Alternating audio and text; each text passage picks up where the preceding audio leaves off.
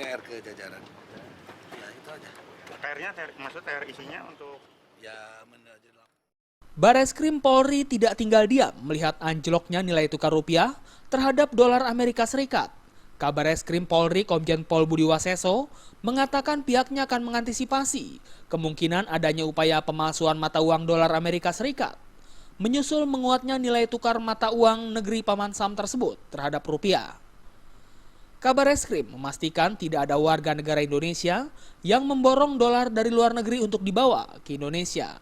Menurut Kabareskrim, pihaknya bersama Badan Intelijen Negara dan Bank Indonesia akan terus mengawasi peredaran mata uang asing di Indonesia. Intel atau seperti apa agar kemudian melihat gejolak?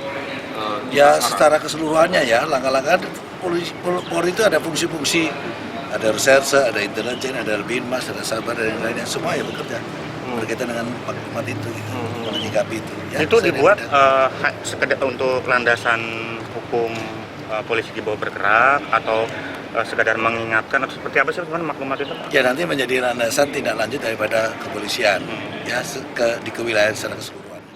Ya. Beberapa hari ini rupiah terjun bebas ke angka Rp14.000 untuk $1 Amerika. Ada beberapa faktor yang menyebabkan rupiah anjlok.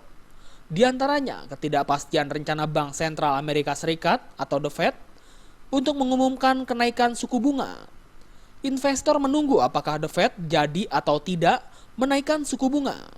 Tidak hanya ketidakpastian The Fed dalam mengumumkan suku bunga, kebijakan devaluasi mata uang Cina Yuan oleh pemerintah Tiongkok diduga juga menjadi penyebab anjloknya rupiah terhadap dolar Amerika Serikat. Dari Jakarta, Hendri Fajaryadi melaporkan.